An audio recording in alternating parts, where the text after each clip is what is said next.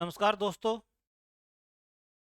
आज हम राष्ट्रीय शिक्षा नीति 2020 के संदर्भ में अध्ययन करेंगे कि जो नेशनल एजुकेशन पॉलिसी 2020 थी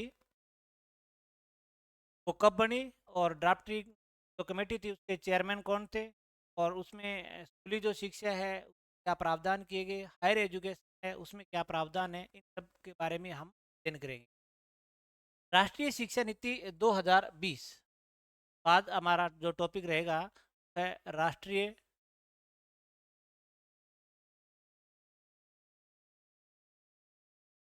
शिक्षा नीति 2020 जिसे नेशनल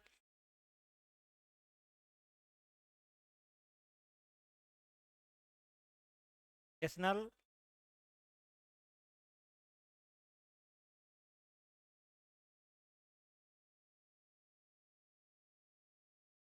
नेशनल एजुकेशन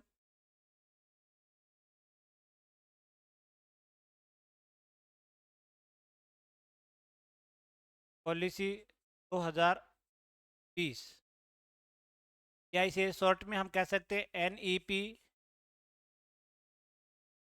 2020। आज इस बिंदु पर हम चर्चा करेंगे, खास तौर पर जो राजस्थान के संदर्भ में हम देखेंगे इसको, क्योंकि ये एक बड़ा दस्तावेज है। राष्ट्रीय शिक्षा नीति एक बड़ा दस्तावेज है। एग्जाम की दृष्टि से जो महत्वपूर्ण बातें हैं, अक्सर जो एग्जाम में इनसे संबंधित जो प्रश्न पूछे जाते हैं उन्हीं टॉपिकों को हमें राष्ट्रीय शिक्षा नीति 2020 के और खास तौर पर जो राजस्थान से संबंधित है उन पर देखेंगे। राष्ट्रीय शिक्षा नीति की अगर हम इससे पहले, क्योंकि ये तीसरी एजुकेशन पॉलिसी है भारत की, इससे पहले दो राष्ट्रीय शिक्षा नीति और भी बनी है। पूर्व की अगर राष्ट्रीय शिक्षा नीति के बारे में हम चर्चा करेंगे, पूर्व की नीति कौन कौन सी है, पहला बात यही है पूर्व।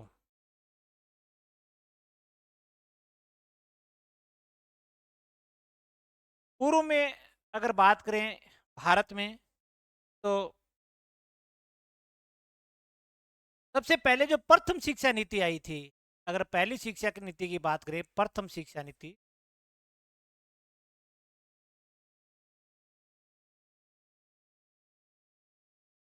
प्रथम जो शिक्षा नीति 1968 ईस्वी में आई थी। उसमें देश की जो प्रधानमंत्री थी, अगर हम बात करें, उसमें तात्कालिक जो प्रधानमंत्री श्रीमती इंदिरा गांधी थी। कौन थी? श्रीमती इंदिरा गांधी। तो पहली जो शिक्षा नीति थी देश की, वो इंदिरा गांधी के कार्यकाल में बनी थी 1968 में। उसके बाद अगर हम बात करें, दूसरी जो शिक्षा नीति थी, दूसरी शिक्षा नीति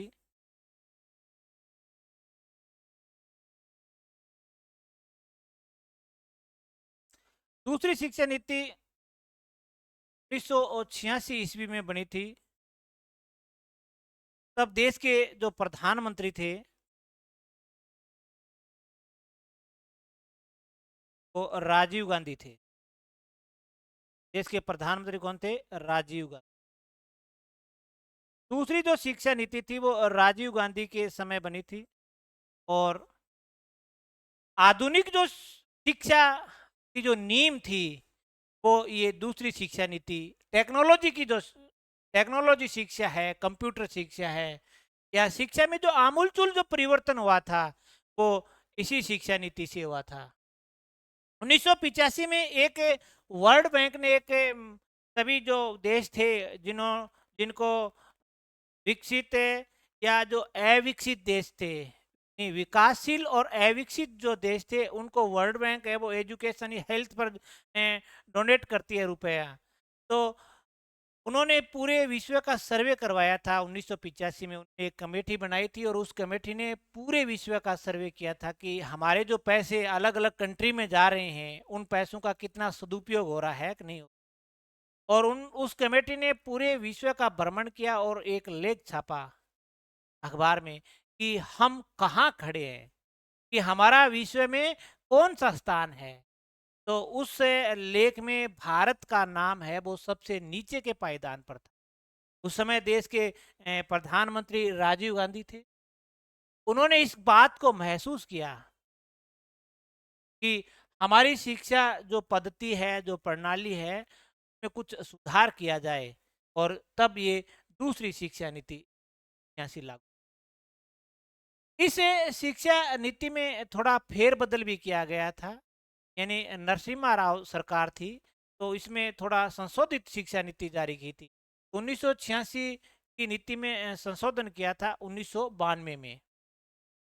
तो हम ये कह सकते हैं कि 1986 की शिक्षा नीति में 1986 की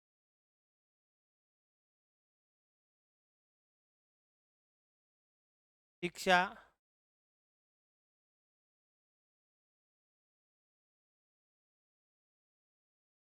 शिक्षा नीति में संशोधन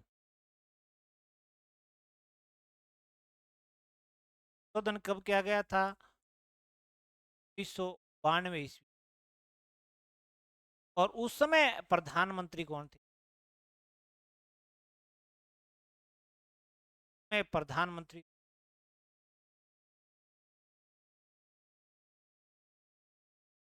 नरसिंह राव में ये प्रधानमंत्री थे जो 1986 की शिक्षा नीति में थोड़ा बहुत परिवर्तन किया और उसको फिर से लागू किया। तीसरी जो अंतिम जो शिक्षा नीति थी, तीसरी शिक्षा नीति जिसके बारे में हम पढ़ रहे हैं, शिक्षा नीति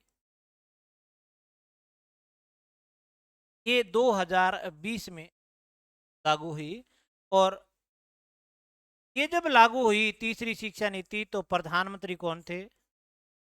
नरेंद्र दामोदर दास मोदी।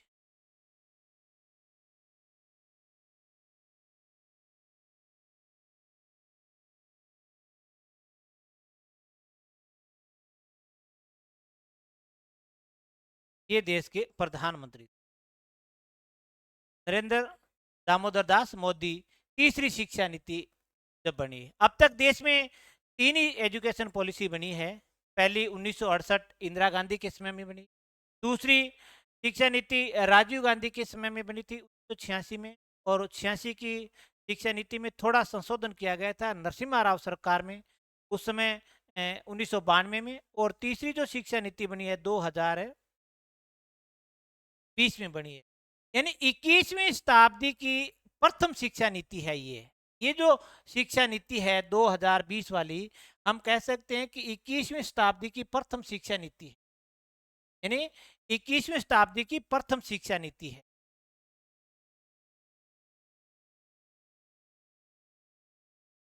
21वीं शताब्दी की प्रथम शिक्षा नीति।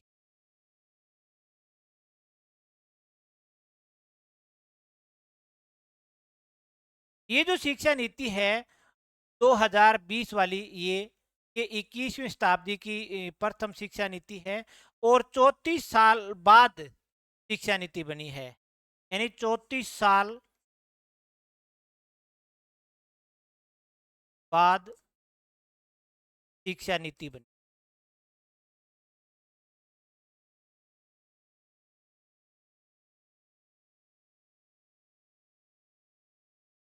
तो ये एक तरीके से हम कह सकते हैं कि सामान्य इनका परिचय है कि प्रथम शिक्षा नीति कब लागू हुई, द्वितीय शिक्षा नीति कब, और तृतीय शिक्षा नीति कब बनी। और प्रधानमंत्री किसके कार्यकाल में बनी? पहली इंदिरा गांधी के कार्यकाल में, दूसरी राजीव गांधी के कार्यकाल में। और दूसरी शिक्षा नीति नरसिम्हा राव के कार्यकाल में उसमें संशोधन किया गया, और तीसरी शिक्षा नीति बनी थी वो नरेंद्र दामोदर दास मोदी के कार्यकाल में बनी। हम पढ़ रहे थे एनईपी 2020 के बारे में पढ़ेंगे हम, एनईपी 2020 के बारे में। तो सबसे पहले अगर हम बात करें एनईपी 2020 की ही बात करें,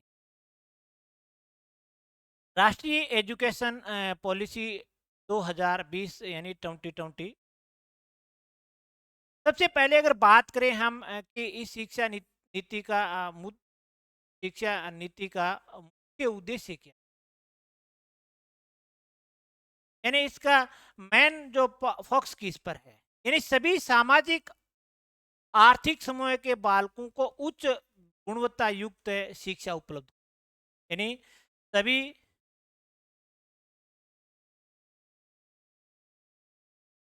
सामाजिक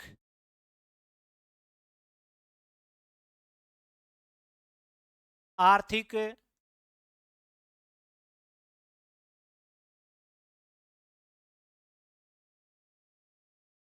समूह के बालकों को उच्च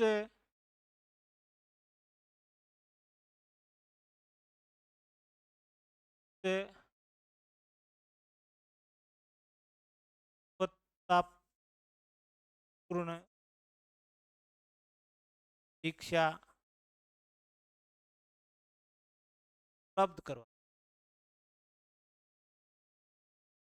उपलब्ध करवाना, ये इस शिक्षा नीति का मुख्य उद्देश्य है कि सभी जो समूह है, चाहे वो आर्थिक दृष्टि से हो, चाहे वो सामाजिक दृष्टि से हो, उन सभी के बालकों को उच्च गुणवत्ता पूर्ण या गुणवत्ता से युक्त शिक्षा है वो उपलब्ध करवाना, ये इसका मुख्य उद्देश्य माना गया है। बाकी इसके बारे में हमें उनके कुछ उद्देश्य और पढ़ेंगे, उसमें भी बातें कुछ आएगी, लेकिन मुख्य अगर कोई उद्देश्य पूछे तो यही है कि आर्थिक सामाजिक जितने भी समूह हैं के बालकों को उच्च क्वालिटी की शिक्षा है वो उपलब्ध करवा, चाहे वो निःशुल्क हो चाहे वो सशुल्क हो, वो एक अलग बात है। अब बात करें कि एनईपी 2020 से अगर हम एक नया दस्तावेज बना रहे हैं तो उसके लिए लाजमी है कि कोई कमेटी बनी होगी, और उस कमेटी का कोई ना कोई चेयरमैन भी होगा, उस कमेटी में अध्यक्ष कौन है, और उस कमेटी का गठन कब किया गया, कमेटी ने अपनी रिपोर्ट कब सौंपी, और उस रिपोर्ट को मंत्रिमंडल में कब स्वीकृत किया गया, ये बातें महत्वपूर्ण है। तो एनईपी 2020 के लिए जो कमेटी बनी वो कस्तूरी रंगन कमेटी थी। तो कमेटी का क्या नाम है, हम बात करें एग्जाम के लिए, ये एक सबसे महत्वपूर्ण बिंदु है,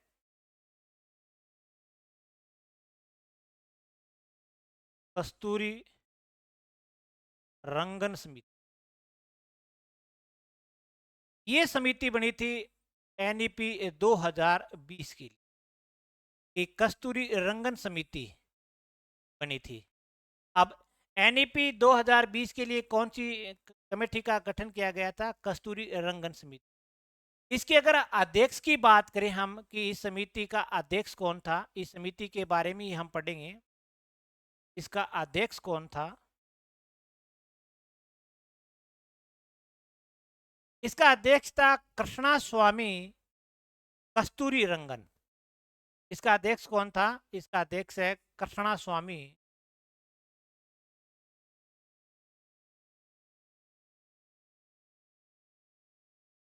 कस्तूरी रंगन।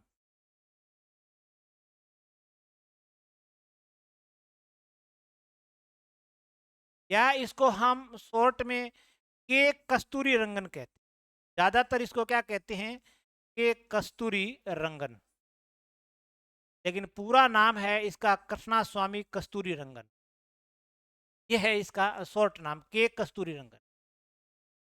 इस समिति में कुल जो सदस्य थे, यानी अध्यक्ष और सदस्यों की बात करें तो इसमें जो सदस्य थे इसमें सदस्य एक अध्यक्ष प्लस 11, कुल इसमें अध्यक्ष सहित है वो 12 सदस्य थे। कस्तूरी रंगन जो समिति थी उसमें कुल सदस्य कितने, 12 सदस्य थे, जिसमें एक अध्यक्ष था कृष्णा स्वामी कस्तूरी रंगन यानी के कस्तूरी रंगन। इसका अगर गठन की बात करें, इस समिति का गठन कब हुआ, तो इस समिति का गठन 2017 में हुआ। 2017 में इस समिति का गठन हुआ था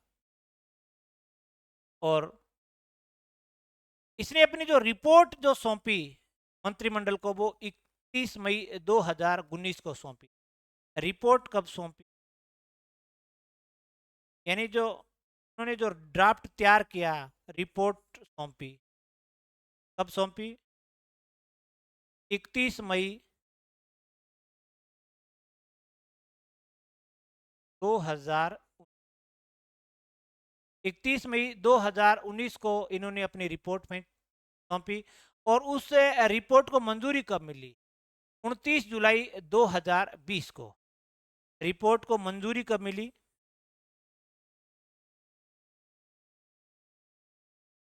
मंजूरी है वो 29 जुलाई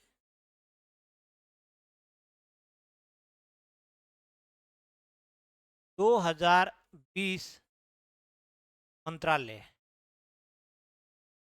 मंत्रिमंडल, यानी मंत्रिमंडल में इसे कब स्वीकृत किया गया था, 29 जुलाई 2020 को। रिपोर्ट 31 मई 2019 को और कमेटी का गठन 2017 को हुआ।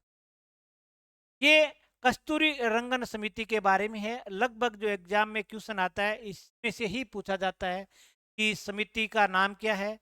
कस्तूरी रंगन समिति किसके लिए बनी है, राष्ट्रीय शिक्षा नीति 2020 के लिए। अध्यक्ष कौन है, इसके सदस्य कुल कितने हैं अध्यक्ष सहित, गठन कब हुआ, रिपोर्ट कब सौंपी और उस रिपोर्ट को मंत्रिमंडल ने कब मंजूरी दी, 29 जुलाई 2020 में। अब इसके लक्ष्य अगर बात करें कि इसके लक्ष्य क्या है, लक्ष्य अलग अलग लक्ष्य हैं। जैसे स्कूली शिक्षा के अलग लक्ष्य हैं और हायर एजुकेशन के अलग लक्ष्य हैं। या इसमें यूं कह सकते हैं कि एक इसमें योजनाकर्ता थे, कि इसमें 4 प्रमुख व्यक्ति थे योजनाकर्ता। सबसे पहले हम उनको देख लेते हैं कि एनईपी 2020 के योजनाकर्ता कौन थे। एनईपी 2020 के योजनाकर्ता, यानी इसके 4 मुख्य व्यक्ति थे। इसमें इसमें 4 मुख्य व्यक्ति थे योजनाकर्ता में। अगर हम बात करें, इनकी महत्वपूर्ण भूमिका रही है इस शिक्षा नीति। एक तो इसमें अगर बात करें हम कि के कस्तूरी रंगन था,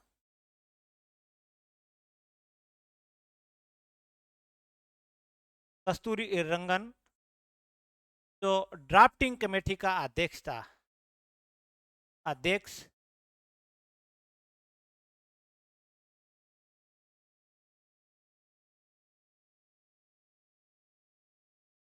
ड्राफ्टिंग समिति। एक तो ये था इसमें मुख्य, तो कि ड्राफ्टिंग समिति का अध्यक्ष कौन था, के कस्तूरी रंगन था। एक इसमें किरण देवेंद्र एनसीईआरटी की शिक्षाविद थी। एक इसमें थी प्रोफेसर, ये भी प्रोफेसर थे, किरण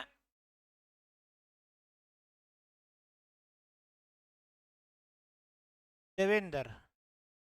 और ये एनसीईआरटी शिक्षाविद थी।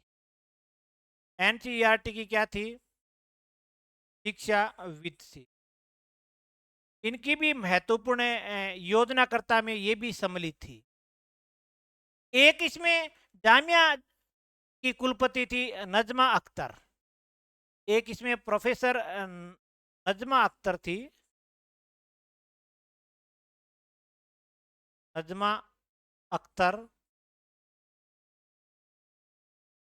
जामिया की कुलपति। जामिया जो यूनिवर्सिटी है, जामिया की कुलपति एक ये थी योजनाकार, और एक इसमें थे पुष्पेश पंथ, पुष्पेश पंथ थे,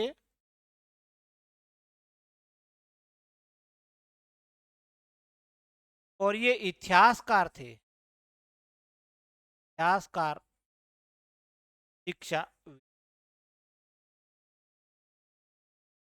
इतिहास में डी लिट की इसके पास डिग्री थी। ये चार इस एनईपी 2020 के मुख्य उन्होंने मुख्य किरदार निभाया था, या यूं कह सकते हैं कि ये चार इसके योजना करता है। के कस्तूरी रंगन ड्राफ्टिंग कमेटी के चेयरमैन थे। एक एनसीईआरटी की सदस्य था किरण देवेंद्र।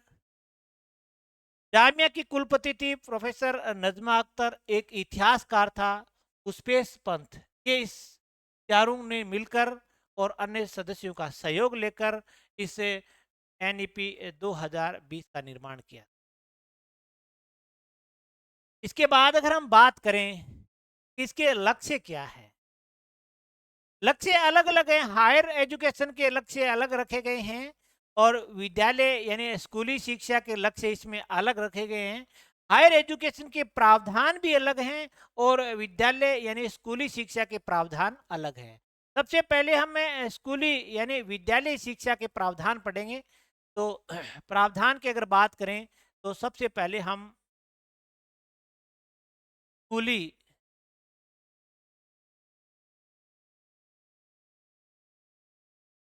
स्कूली यानी विद्यालय शिक्षा,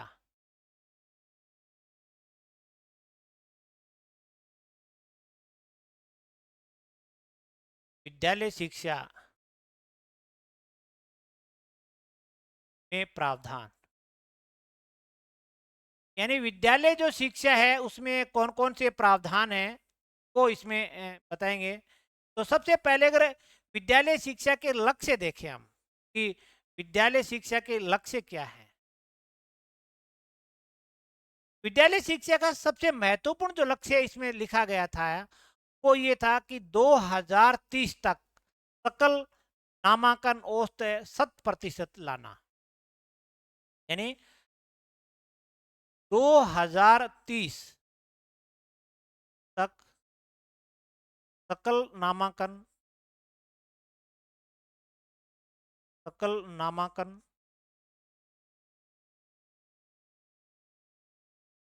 100% लाना, यानी देश में सकल नामांकन है वो 100% लाना है। स्कूली शिक्षा कि जो बच्चा पैदा हुआ है वो स्कूल से जरूर जुड़े। शिक्षा पर खर्च जीडीपी का 6% करना। दूसरा है शिक्षा पर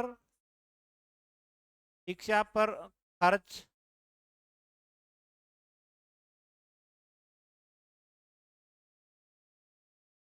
जीडीपी का 6% करना, एक इसका ये लक्ष्य है। यानी स्कूली शिक्षा के दो मुख्य लक्ष्य ये रखे गए हैं। एक तो सकल नामांकन 2030 तक 100% करना। एक शिक्षा में जो खर्च फिलहाल जो शिक्षा नीति थी उसमें 4% था जीडीपी का, वो बढ़ाकर कितना प्रतिशत करना, 6%। ये इसका एक है। पहले इसमें एक था कि जो शिक्षा विभाग था वो मानव संसाधन विकास मंत्रालय के नाम से जाना जाता था, और इस शिक्षा नीति में मानव संसाधन विकास मंत्रालय का नाम बदलकर शिक्षा मंत्रालय कर दिया। ये भी में हम लक्ष्य तो नहीं कह सकते, लेकिन एक हम लिख सकते हैं कि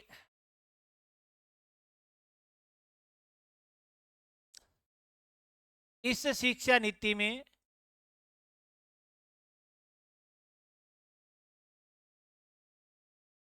इस शिक्षा नीति में मानव संसाधन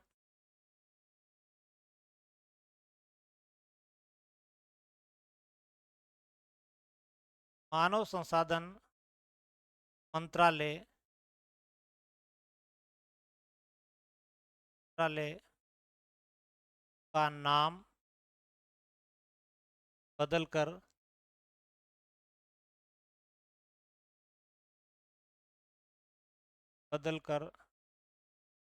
क्या मंत्रालय कर दिया। यानी पहले शिक्षा मंत्रालय का काम कौन देखता था? मानव संसाधन विकास मंत्रालय। अब उस मानव संसाधन विकास मंत्रालय का नाम बदलकर क्या कर दिया? शिक्षा मंत्रालय कर दिया। 1985 के पहले जब राजीव गांधी देश के प्रधानमंत्री थे तब शिक्षा मंत्रालय था इसका नाम।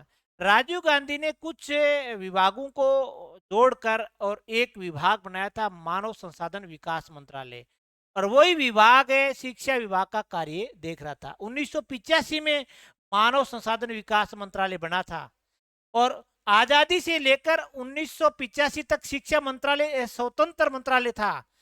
1985 में राजीव गांधी ने कुछ विभागों को इकट्ठा करके और एक नाम दिया था मानव संसाधन विकास मंत्रालय। मानव संसाधन विकास मंत्रालय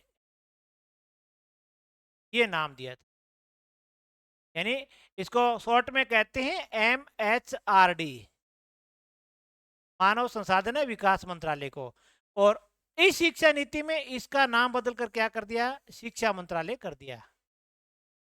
तो कोई पूछे कि 1985 में मानव संसाधन विकास मंत्रालय बना था राजीव गांधी के, ये ध्यान रखना है। अगर आप नोट में लिखना चाहो तो इस चीज को लिख भी सकते हो। 1985 में शिक्षा मंत्रालय का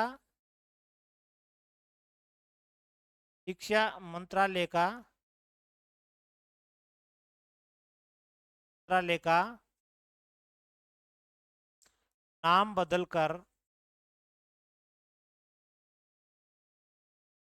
बदलकर मानव संसाधन विकास मंत्रालय किया था। बदलकर मानव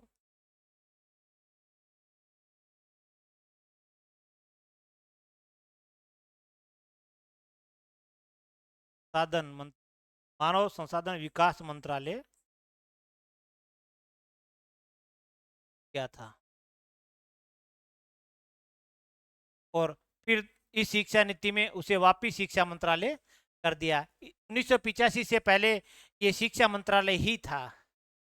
राजीव गांधी ने ये थोड़ी चेंजिंग की थी और उसको वापिस से शिक्षा मंत्रालय में तब्दील कर।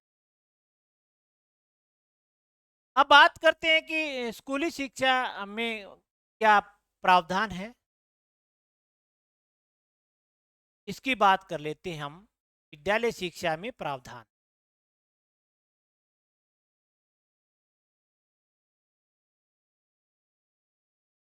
विद्यालय शिक्षा में प्रावधान।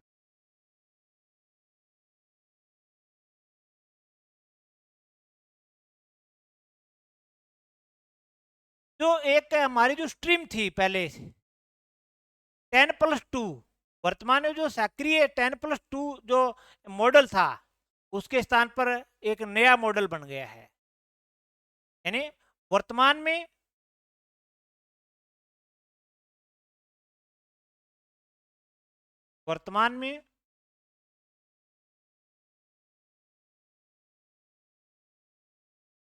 सक्रिय 10+2 मॉडल के स्थान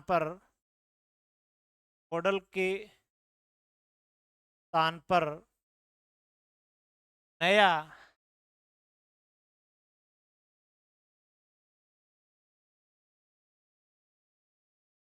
फार्मूला 5+3+3+4 बना दिया है।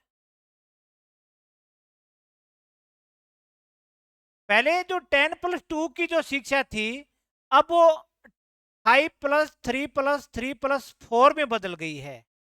ये एक बड़ा चेंज इस NEP 2020 में देखा जाएगा। यानी इसके 4 भाग कर दिए हैं। पहले 12वीं 10+2 का मतलब 12वीं की शिक्षा, उसके 2 ही पार्ट थे कि पूरे देश में 10वीं तक शिक्षा एक सी रहेगी और 11वीं में बालक है वो अपनी स्ट्रीम बदल सकता था, अपनी इच्छा के अनुसार वो विषय ले सकता था। अब ये जो टर्म रहेगी वो 5+3+3+4 रहेगी। 5 साल, 3 साल, 3 साल और 4 साल ये टर्म रहेगी। अब इस टर्म में क्या है वो हम देख लेते हैं। सबसे पहले अगर हम बात करें कि 5+3+3+4 क्या है, तो ये देख लेते हैं हम। अगर हम बात करें कि 5+3+3+4 है क्या, तो इनको अगर नामकरण की बात करें तो 5 का मतलब है कि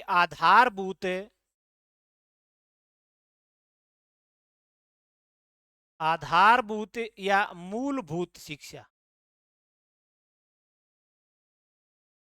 मूलभूत या आधारभूत या फंडामेंटल एजुकेशन कह सकते हैं हम इसको। इस 5 का अर्थ है प्रारंभिक है।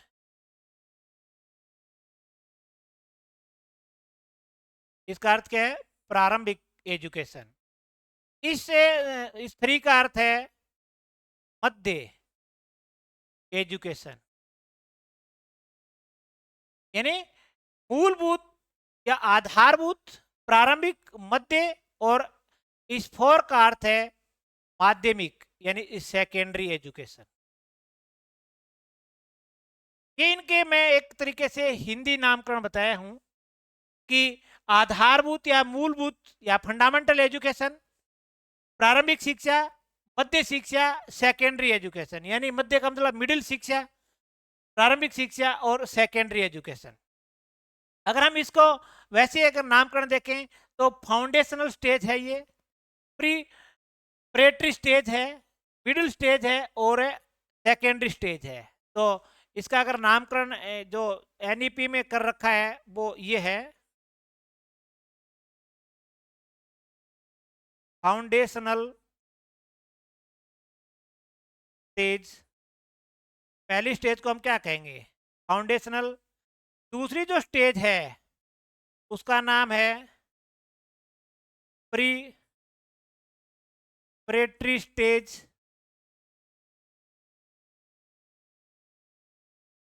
तीसरा है उसका नामकरण है मिडिल स्टेज।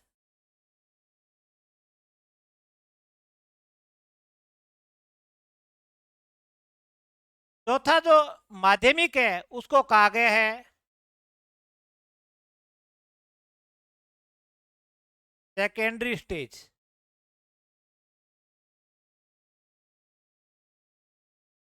ये 4 स्टेज है। Foundational 5 year, 3 year preparatory, 3 year middle और 4 ईयर सेकेंडरी, ये है। अब इनमें 5+3+3+4 में समय क्या है, एज ऑफ चाइल्ड क्या रहेगी, क्लास कौन कौन सी रहेगी और उसमें शिक्षण कार्य कैसे करवाया जाता है वो हम देखते हैं। सबसे पहले हम 5 को देखते हैं। सबसे पहले हम 5 को देखते हैं, यानी 5+3+3+4। सबसे पहले हम इसको देखते हैं, 5 को देखते हैं। 5 का मतलब है, अगर हम इसको देखते हैं तो इसका अर्थ है, इस 5 का अर्थ है फाउंडेशनल,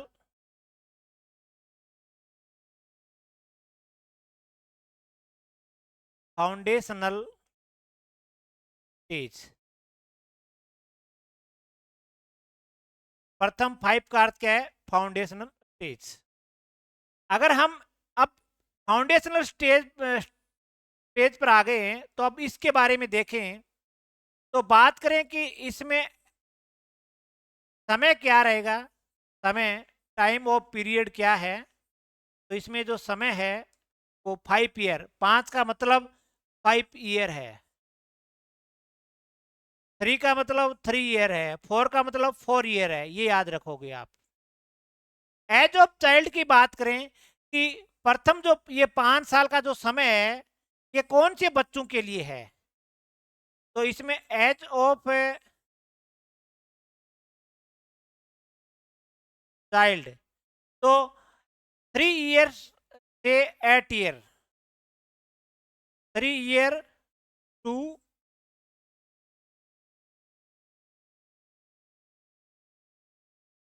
3 ईयर टू 8 ईयर, ये इसका एज ऑफ चाइल्ड रहेगी, जिससे बालक की आयु 3 वर्ष से अधिक और 8 वर्ष तक के बालक हैं वो फाउंडेशनल स्टेज में आएंगे। ये याद रखोगे, 3 वर्ष से लेकर 8 वर्ष के बालक इस स्टेज में आएंगे। फिर बात करें हम क्लास की कि इस स्टेज में क्लास कौन सी रहेगी, तो क्लास की अगर बात करें हम तो इस स्टेज में 2 प्रकार की क्लासें रहेगी। एक तो पूर्व प्राथमिक है जिसे नर्सरी, एलकेजी, यूकेजी कहते हैं, और एक प्राथमिक कक्षा। तो इसमें क्लास हैं वो 2 टाइप की रहेगी। अगर हम बात करें प्रथम टाइप की तो इसमें आएगा पूर्व प्राथमिक कक्षा, पूर्व प्राथमिक प्राथमिक कक्षा।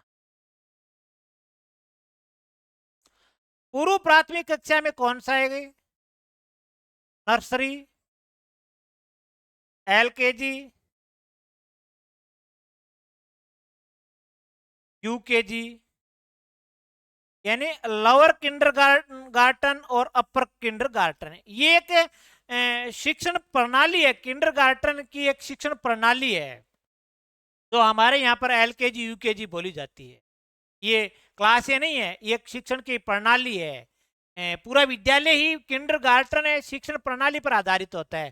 तो नर्सरी, एलकेजी, यूकेजी, 2 तो ये 3 ये हो गई, और फिर 2 साल कौन से हो गए, प्राथमिक कक्षा।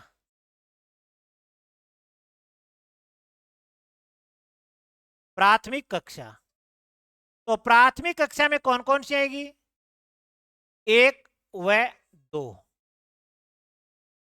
तो अगर हम बात करें कि 5 है, 5 को हमने 2 भागों में डिवाइडेशन किया है, इस 5 को, यानी ये जो 5 ईयर का समय है हमारे पास, 5 ईयर का जो समय है इसको हमने 2 भागों में डिवाइडेशन किया है। एक तो हमने इसका डिवाइडेशन किया है 3 से 6 ईयर, और एक क्या है 6 ईयर टू 8 ईयर। एक तो हमने डिवाइडेशन किया था 3 ईयर से 6 ईयर, और एक है 6 से 8 ईयर। यहां जो क्लास रहेगी, यहां क्लास रहेगी ये नर्सरी, एलकेजी, यूकेजी। यहां क्लास रहेगी क्लास 1 व क्लास 2। तो पहले 5 में से पूर्व प्राथमिक कक्षाएं 3 रहेगी, समय भी उनके पास 3 साल का रहेगा, और प्राथमिक कक्षा कितनी रहेगी, 2 रहेगी, उसके पास समय भी 2 वर्ष का रहेगा। यानी 5 साल का पीरियड है, हमने 2 भागों में विभाजित किया है। 3 से लेकर 6 साल का बच्चा है वो नर्सरी, एलकेजी, यूकेजी में रहेगा। 6 से लेकर 8 साल तक का बच्चा है वो पहली क्लास और दूसरी क्लास में आएगा। ये है फाउंडेशनल यानी आधारभूत या मूलभूत शिक्षा। अब बात करते हैं कि इसमें अध्ययन कार्य कैसे करवाया जाता है। हम बात करते हैं कि अध्ययन कार्य,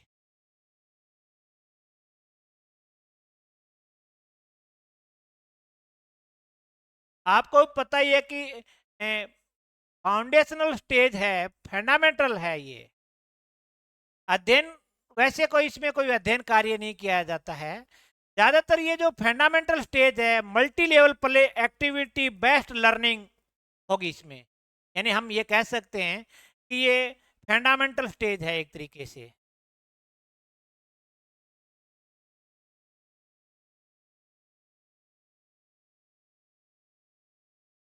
फंडामेंटल स्टेज यानी बुनियाद है ये, और इसमें जो शिक्षा है वो मल्टी लेवल प्ले है, मल्टी लेवल प्ले, ये इसमें शिक्षा है। यानी अनेक प्रकार की खेल सामग्रियों के माध्यम से शिक्षा दी जाती है, या active active activity based learning है इसमें, यूँ कह सकते हैं आप मल्टी लेवल प्ले या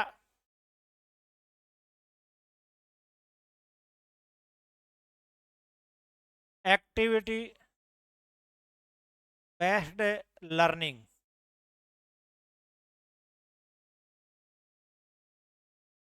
ये है। इस स्टेज में परीक्षा की बात की जाए कि परीक्षा होगी कि या नहीं होगी, यानी पेपर लिया जाएगा कि नहीं लिया जाएगा, तो इसमें केवल मौखिक, ओनली मौखिक परीक्षा होगी इसमें, मौखिक परीक्षा। लिखित परीक्षा का आयोजन है इसमें नहीं होगा, केवल मौखिक परीक्षा के आधार पर ही बच्चे को नर्सरी से एलकेजी, एलकेजी से यूकेजी में पहुंचाया जाएगा। लिखित परीक्षा नहीं होगी।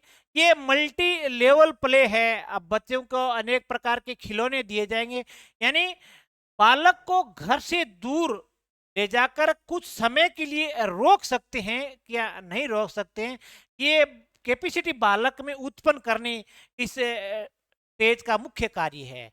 एक छोटा सा बालक है 3 साल का, वो अपनी माँ के बिना नहीं रह सकता, अपने परिवार के लोगों के बिना नहीं रह सकता। एक अनजान जगह में कितनी देर हम उसको रोक सकते हैं, तो उनको रोकने के लिए हमें चाहिए खेल, खिलौने चाहिए। तो बच्चे को बहुत सारे खिलौने दिए जाते हैं और बच्चा उन खिलौनों को खेलता रहता है। कुछ न कुछ से वो उन खिलौने से कुछ न कुछ जरूर सीखेगा, चाहे वो अल्फाबेट ना सीखे, वो जरूरी नहीं है कि वो अल्फाबेट सीखे, कै कबूतर सीखे, ये जरूरी नहीं होता है। वो कुछ न कुछ से वहां पर गतिविधि से जरूर सीखेगा, चलना, दौड़ना, उठना, या जो अनेक प्रकार के जो खिलौने हैं उनका नाम जरूर सीखेगा। ये कार है, ये गाड़ी है, ये बॉल है, ये फुटबॉल है। तो इनको ये है। लिखित परीक्षा नहीं होगी, क्योंकि नर्सरी का बच्चा है, वो लिखित परीक्षा के योग्य नहीं माना जाता है। इसके बाद बात करें जो 3+3+4, अब बात करते हैं हम 5, 3+3+4, इससे इसकी बात करते हैं। इसका नाम है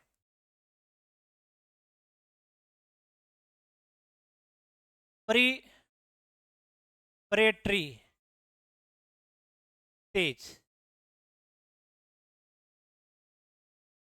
इसका जो समय रहेगा, इसका जो समय है वो 3 ईयर है। 3 का मतलब 3 ईयर रहेगा, 3 ईयर।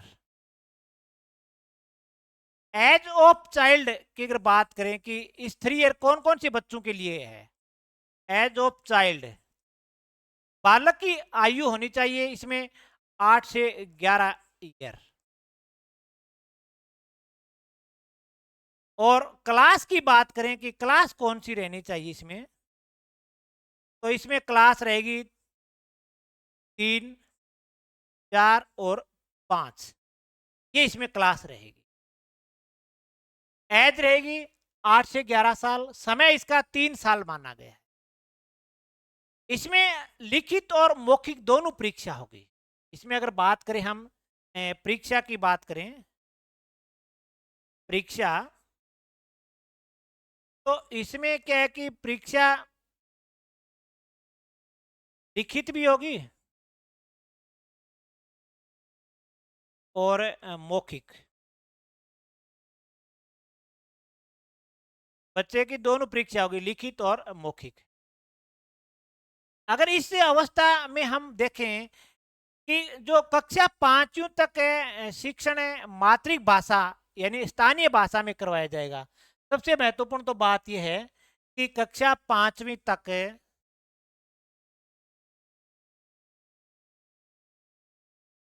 कक्षा 5वीं तक शिक्षण कार्य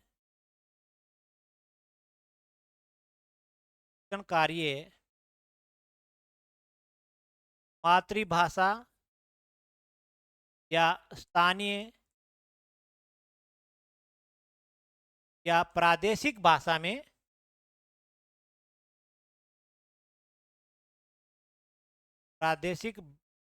में करवाया जाएगा।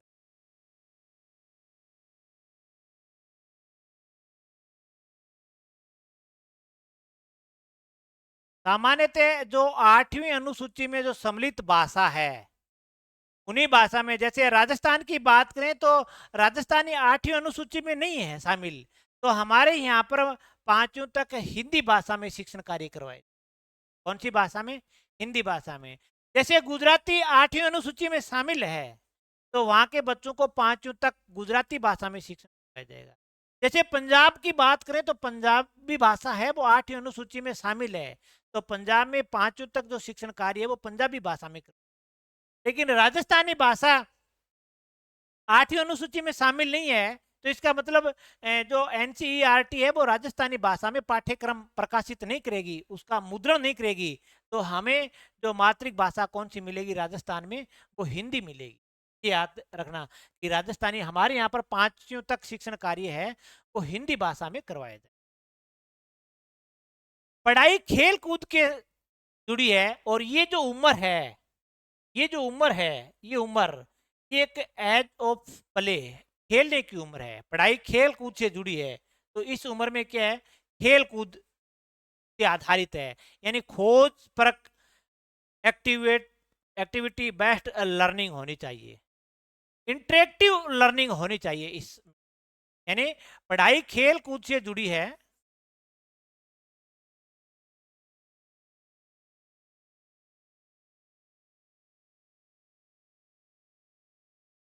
खेल कूद से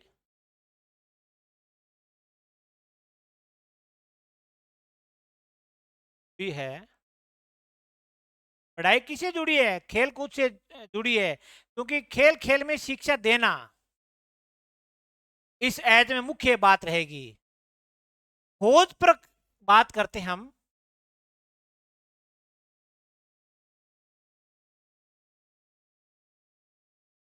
खोज परक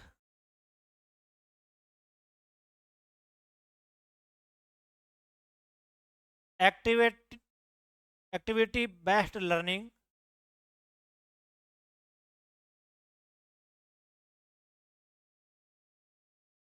ये इसकी मुख्य बात रहेगी। यानी बच्चे को एक नया अवसर देना है हमें। खोज पर का मतलब है कि बच्चे को एक नया अवसर देना है हमें गतिविधि आधारित शिक्षण में। एक्टिविटी बेस्ड लर्निंग गतिविधि आधारित शिक्षण में हमें बच्चे को एक नया अवसर देना है सीखने की। इंटरेक्टिव लर्निंग कहते हैं इसे। इसे क्या कहते हैं? इसमें इंटरेक्टिव लर्निंग,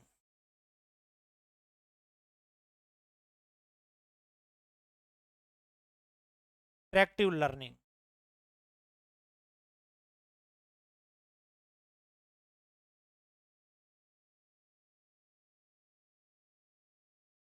ये है दूसरी स्टेज हमारी। इसके बाद अगर हम बात करें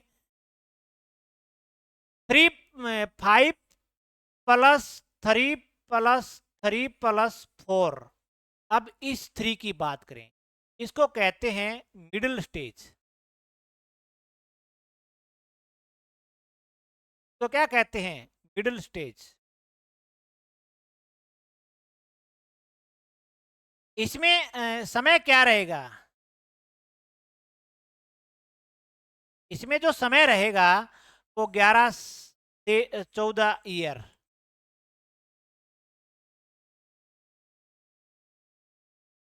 11 से, अगर इसमें क्लास एज ऑफ चाइल्ड की बात करनी है, समय इसमें ये नहीं रहेगा भाई। समय रहेगा इसमें 3 ईयर। एज ऑफ चाइल्ड की बात करें कि बच्चे की आयु क्या रहेगी इसमें, तो जिन 11 साल से बड़े और 14 साल तक के बच्चे इस मिडिल स्टेज में आएंगे। क्लास की अगर बात करें कि क्लास कौन सी रहेगी, तो क्लास 6, 7th और 8th क्लास रहेगी, ये इसमें क्लास रहेगी मिडिल स्टेज की अगर बात करें। यहां सबसे बड़ी बात है कि बालक को गणित, विज्ञान, कला, सामाजिक विज्ञान ये एक्सपेरिमेंट बेस्ड लर्निंग करवानी है। इनका एक्सपेरिमेंट बेस्ड लर्निंग करवानी है। यानी बच्चे को हमें क्या सिखाना है कि बात करते हम कि गणित, विज्ञान, कला, सामाजिक विज्ञान,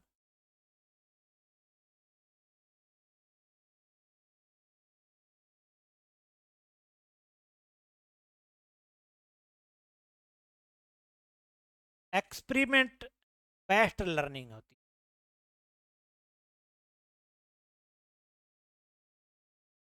बेस्ड लर्निंग यानी हमें इनका अध्ययन करवाना है, वो किस पर है? एक्सपेरिमेंट, प्रयोग करके हमें बताना है, एक्सपेरिमेंट करके बताना है बच्चे को। यानी ये एक लर्निंग बाय डूइंग पर आधारित रहेगी, बालक करके सीखेगा इस चीज। विज्ञान, गणित, कला, सामाजिक विज्ञान, इन पर एक्सपेरिमेंट करेगा बालक।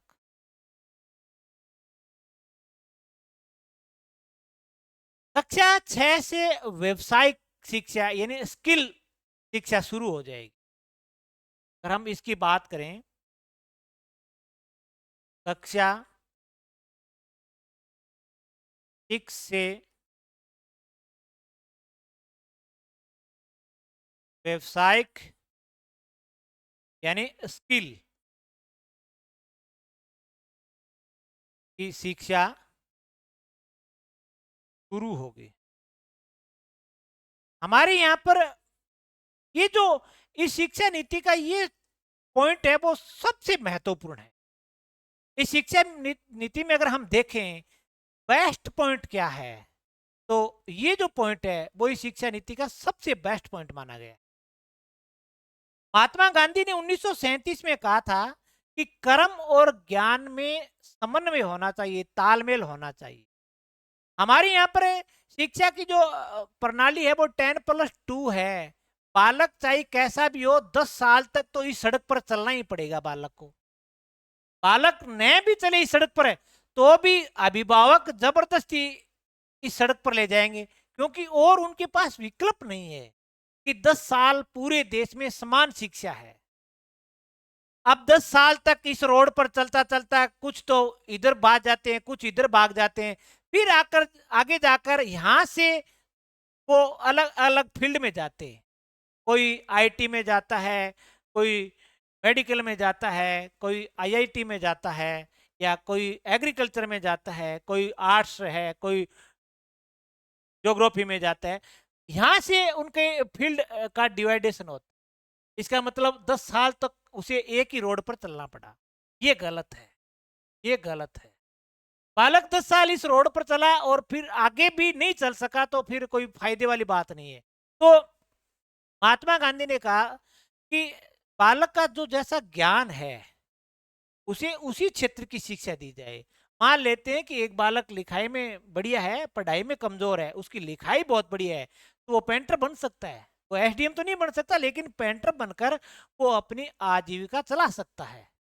कोई माली का काम कर सकता है, कोई लकड़ी का काम कर सकता है, कोई लोहे का काम कर सकता है। इस प्रकार से बालक को एक कौशल में पारंगत बनाना है। तो कौशल स्किल की शिक्षा है वो कक्षा 6 से शुरू हो जाए।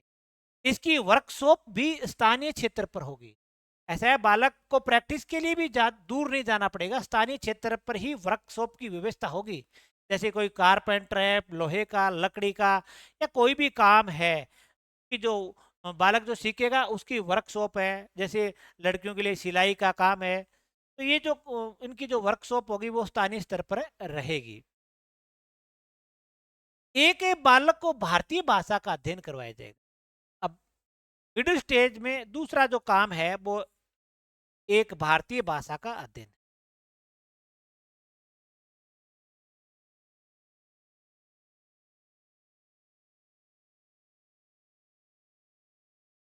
भाषा का अध्ययन करवाया जाएगा। कोई भी एक भारतीय भाषा हो सकती है। प्राचीन जो पाली प्राकृत वो उड़ी भाषा थी, उनको भी गवर्नमेंट एक विकसित कर रही है कि भी ऑनलाइन पाठ्यक्रम जारी करने की योजना चल रही है। तो एक इंडियन लैंग्वेज का यहाँ अध्ययन करवाया जाएगा मिडिल स्टेज पर। बाकी परीक्षा है वो लिखित और मौखिक दोनों होगी, उसमें कोई बताने वाली बात नहीं है। गणित, विज्ञान, कला, सामाजिक विज्ञान, इनका ज्ञान है वो एक्सपेरिमेंट के आधार पर दिया जाए। बालक लर्निंग बाय डूइंग से सीखे। इसके बाद अंतिम और चौथी जो स्टेज है 5+3+3+4। अब इसकी बात है। इस स्टेज का नाम रहेगा secondary stage.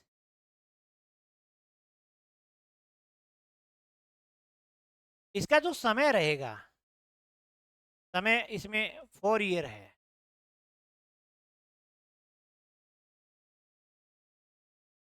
As of child कितनी रहेगी?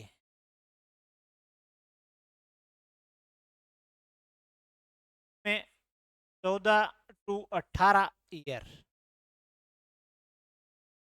क्लास इसमें बात करें, क्लास कौन कौन सी रहेगी, तो क्लास इसमें 9th 10th 11th और 12th रहेगी। ये 4 क्लास रहेगी।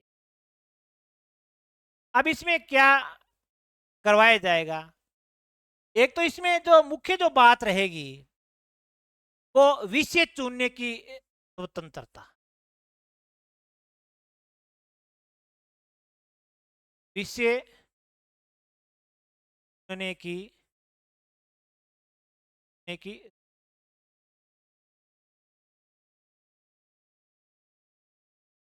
कक्षा 9th से शुरू हो। कक्षा 9th से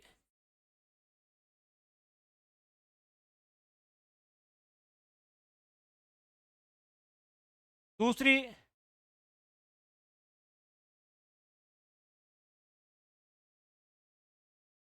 स्ट्रीम यानी वर्ग व्यवस्था समाप्त होगी।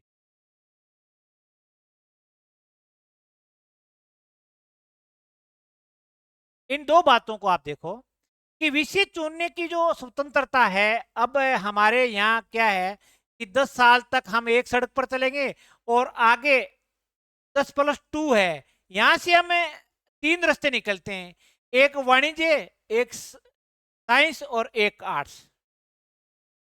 वाणिज्य वर्ग, विज्ञान वर्ग और कला वर्ग। बालक यहाँ से 3 सड़क हो गई, यहां से एक सड़क थी, यहाँ 3 हो गई। अब किसी के पास कच्चा रास्ता है, किसी के पास मतलब कच्ची सड़क है और किसी के पास डामर वाली पक्की सड़क है।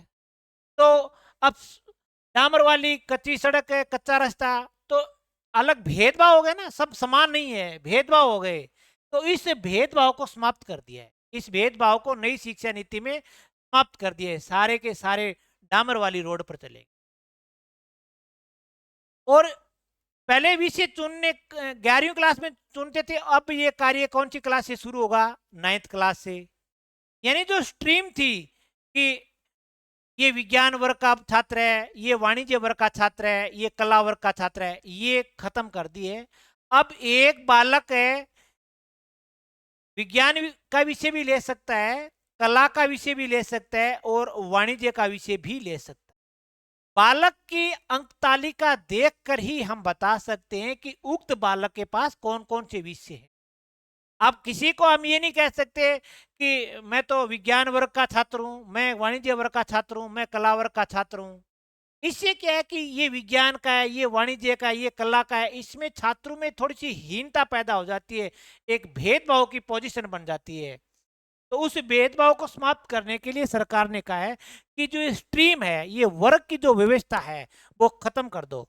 यानी एक बालक है गणित ले सकता है, या यूं कह सकते हैं एक बालक रसायन विज्ञान ले सकता है, वही बालक इतिहास ले सकता है, और वही बालक लेखा शास्त्र ले सकता है। यानी तीन विषय ले लिए उन्होंने, जैसे रसायन विज्ञान, इतिहास और लेखा शास्त्र।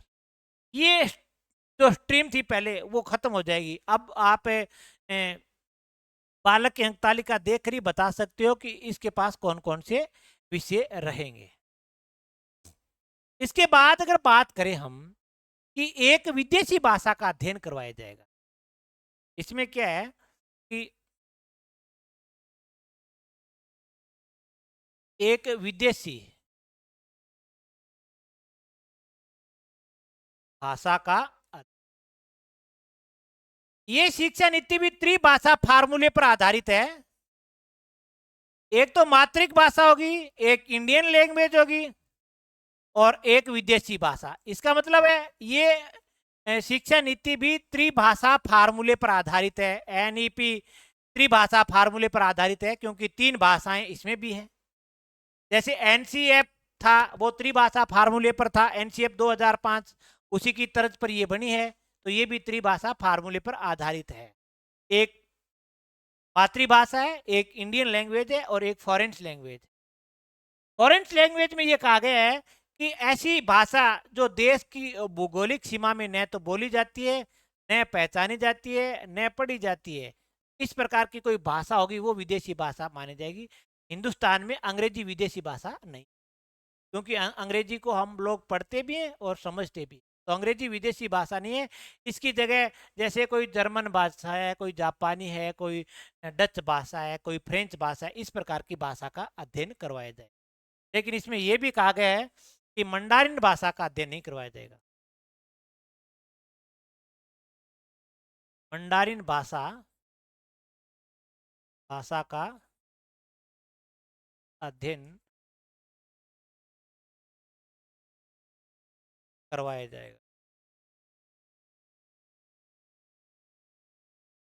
ये मंडारिन भाषा है वो चाइना में बोली जाती है। किस देश में?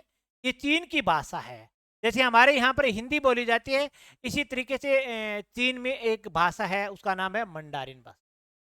मंडारिन भाषा का अध्ययन नहीं करवाया जाएगा क्योंकि चाइना किसी भी दुनिया की कोई भी लैंग्वेज को अपने देश में लागू नहीं कर रही। इसलिए चाइना का मार्केट है वो दुनिया में इतनी तेज गति से बढ़ रहा है। हमारे हिंदुस्तान में कोई मान लेते हैं कोई बालक है बहुत बड़ा एक्सपेरिमेंट कर लेता है, तो वो उसका एक्सप्लेन दुनिया की कई भाषाओं में कर सकता है क्योंकि हिंदुस्तान में इस प्रकार की सुविधा है। जैसे अंग्रेजी एक वैश्वीकरण की भाषा है। हम विश्व में अंग्रेजी सारे विश्व में बोली जाती है, तो वो अंग्रेजी में उसका एक्सप्लेन कर सकता है। लेकिन चाइना में तो भाषा ही मंडारिन है। मंडारिन भाषा का कोई भी व्यक्ति विदेश में नहीं रहता है, यानी विदेशी लोग मंडारिन भाषा को समझेंगे नहीं। तो चाइना की जो टेक्नोलॉजी है वो अपने देश तक है, अपने देश तक सीमित है। और हिंदुस्तान में अगर किसी टेक्नोलॉजी का विकास हो गया तो वो कुछ ही समय में पूरे विश्व में फैल जाएगी, क्योंकि हमारे यहाँ के लोग उसका एक्सप्लेन है वो विश्व की कई भाषाओं में कर सकते हैं। लेकिन चाइना में ऐसा नहीं है। सरकारी गवर्नमेंट लेवल की बात करें, अगर कोई चाइनीज लोग है को अपने निजी लेवल पर कोई दूसरी भाषा सीख सकता है, वो एक अलग बात है। लेकिन राजकीय विद्यालयों में इस प्रकार की कोई व्यवस्था नहीं है, केवल एक मंडारिन भाषा है। तो हिंदुस्तान में मंडारिन भाषा का मंडारिन भाषा प्रतिबंध कर दी गई है। इसके बाद बात करें कि ये जो सेकेंडरी जो स्टेज है, यहाँ बच्चे की जो क्रिटिकल थिंकिंग पर बल देना, हमें क्रिटिकल थिंकिंग पर बल देना है। किस पर बल देना है? क्रिटिकल थिंकिंग पर।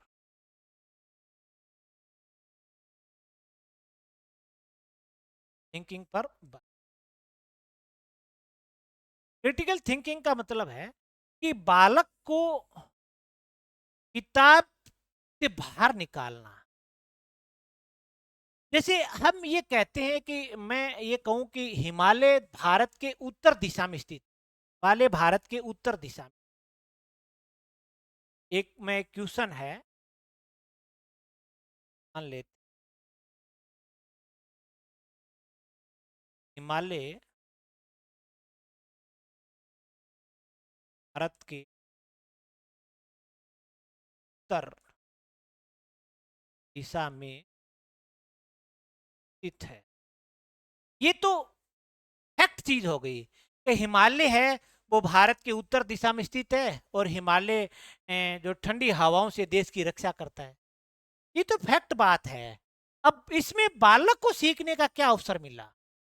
ये तो किसी ने सबसे पहले एक्सपेरिमेंट किया, उसने पता लगा लिया कि हिमालय भारत के उत्तर दिशा में है, और हिमालय से जो साइबेरिया से जो हवा आ रही है ठंडी, उसे हम देश की रक्षा करते हैं। बालक तो लिखी लिखाई बात को पढ़ रहे हैं। बालक की जो थिंकिंग है वो कैसे बढ़ेगी? हमें प्रश्न इस प्रकार से पुटअप करना है, अगर हिमालय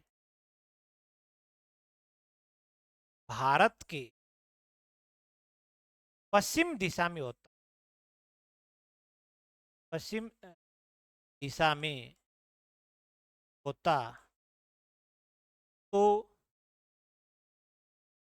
भारत की जलवायु पर क्या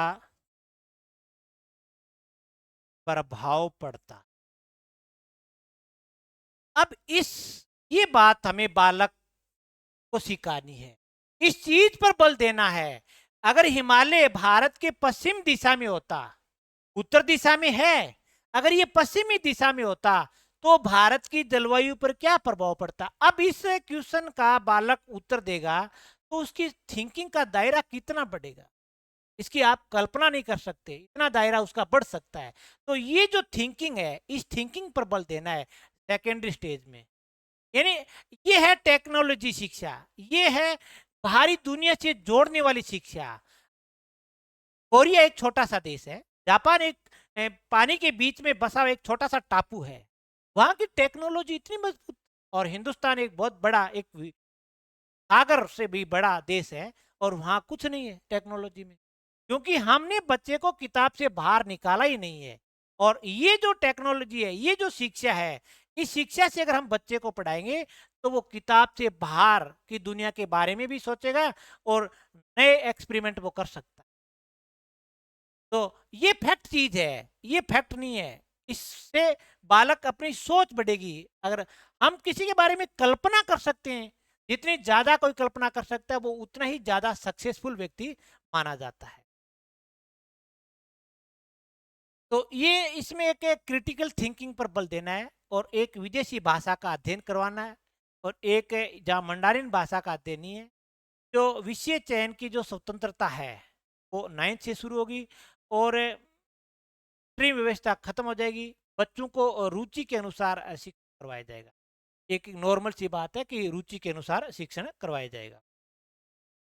आज हमने सबसे पहले पढ़ना शुरू किया था राष्ट्रीय शिक्षा नीति 2020 के बाद। इसमें हमने पूर्व शिक्षा नीति के बारे में देखा। आज से पहले 2 शिक्षा नीति बनी थी, और ये तीसरी शिक्षा नीति थी। पहली शिक्षा नीति, दूसरी, और फिर ये तीसरी। इस शिक्षा नीति का उद्देश्य क्या है? जो ड्राफ्टिंग कमेटी थे के चेयरमैन कौन थे, और योजनाकर्ता कौन थे? स्कूली शिक्षा में हम पढ़ रहे थे, स्कूली शिक्षा में क्या प्रावधान है। पहले सबसे पहले हमने लक्ष्य पढ़ा, फिर उसके बाद इससे एक मंत्रालय की जो बात पढ़ी थी, फिर इसमें प्रावधान देखे। जो ये जो स्ट्रीम है 5+3+3+4 के बारे में आज हमने इस क्लास में देखा। ये है इसमें, इस प्रकार से आपको सारी। आज की इस क्लास में बस इतना ही। आगे हम जो हायर एजुकेशन है उसके बारे में पढ़ेंगे।